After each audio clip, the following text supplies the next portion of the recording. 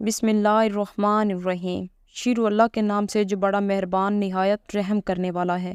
السلام علیکم محترم خواتین و حضرات، آج کی اس ویڈیو کے اندر ہم آپ کے ساتھ شیئر کریں گے کہ اللہ تبارک تعالیٰ نے عورت کی شرمگاہ کو کب اور کیوں پیدا فرمایا، اور کون سے جسم کے حصے اللہ تعالیٰ نے انسان کو بطور امانت عطا کیے ہیں۔ حضرت حوا علیہ السلام کو حضرت حوا کیوں کہا جاتا ہے، اور اللہ تبارک تعالیٰ نے عورت کو کب اور کیوں پیدا فرمایا۔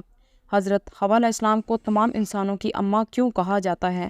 محترم خواتین و حضرات، ان تمام سوالات کا جواب حدیث مبارکہ کی روشنی میں بیان کرتے ہیں۔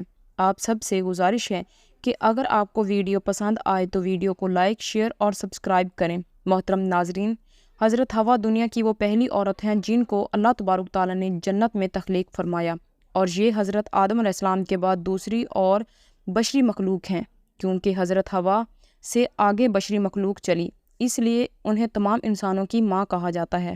جیسا کہ اللہ تعالیٰ نے قرآن پاک میں ارشاد فرمایا ہے، وہی ہے جس نے تم کو ایک جان سے پیدا فرمایا اور اسی سے اس کی بیوی کو پیدا فرمایا تاکہ وہ اس سے سکون حاصل کر سکے۔ ناظرین محترم، اس آیات سے پتہ چلتا ہے کہ اللہ تبارک تعالیٰ نے عورت جیسی حسین مخلوق کو آدم اور ان کے بیٹوں کی تسکین کے لیے پیدا فرمایا ہے تاکہ انسان عورت کے قرب سے سکون حاصل کر سکے۔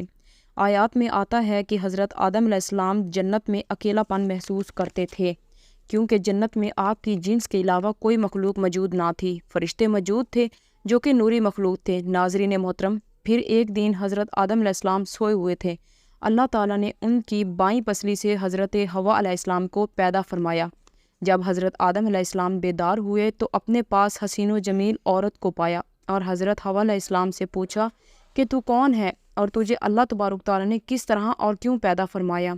حضرت حوا علیہ السلام نے جواب دیا، مجھے اللہ تعالیٰ نے آپ کی تسکین کے لیے جیسے چاہا پیدا فرما دیا، پھر آپ کے دل کے اندر ان کے حسن و جمال کو دیکھ کر قریب آنے اور چھونے کی خواہش پیدا فرمائی، جس پر آپ علیہ السلام آگے بڑھے تو اللہ تبارک تعالیٰ نے منع فرما دیا اور حکم ہوا کہ پہلے نکاح کا پیغام دو اور پھر نکاح کرو، اس کے بعد اس کو چھو سکتے ہو۔ چنانچہ آپ علیہ السلام نے اللہ تبارک تعالیٰ کی بارگاہ میں عرض کیا، یا اللہ میں ان کے ساتھ نکاح کیسے کروں؟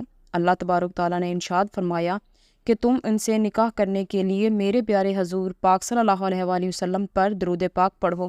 حضرت آدم علیہ السلام نے حضور پاک پر درود پاک پڑھا۔ ناظرین، یہ دنیا کا واحد نکاح تھا جس کے اندر اللہ تبارک تعالیٰ اور اس کے فرشتوں نے شرکت فرمائی۔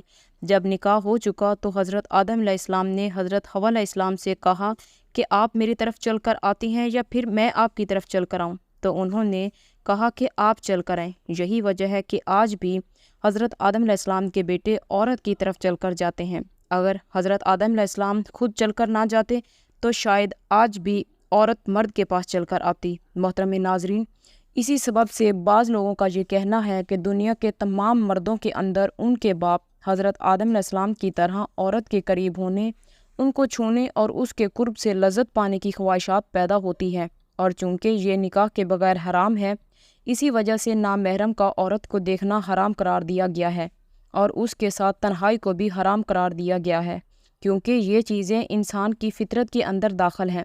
روایات کے اندر آتا ہے کہ اگر کوئی تمہیں یہ کہے کہ پہاڑ نے اپنی جگہ چھوڑ دی تو اس بات کو مان لو، تو تمہیں کوئی یہ کہے کہ انسان نے اپنی فطرت چھوڑ دی تو اس بات کا کبھی یقین نہ کرو، کیونکہ کوئی بھی انسان اپنی فطرت سے نہیں بدل سکتا۔ محترم ناظرین، امام جلال الدین سیدنا نے اپنی کتاب فن و نکاح میں اس بات کا ذکر کیا ہے کہ بے شک شرمگاہ انسان کی اللہ تبارک تعالیٰ کی ایک امانت ہے۔ آپ صلی اللہ علیہ وآلہ وسلم نے فرمایا کہ اللہ تعالیٰ نے عورت کی شرمگاہ سب سے پہلے پیدا فرمائی، اور ہر عورت اور مرد کو یہ چاہیے کہ اللہ کی دی ہوئی اس امانت کی حفاظت فرمائیں۔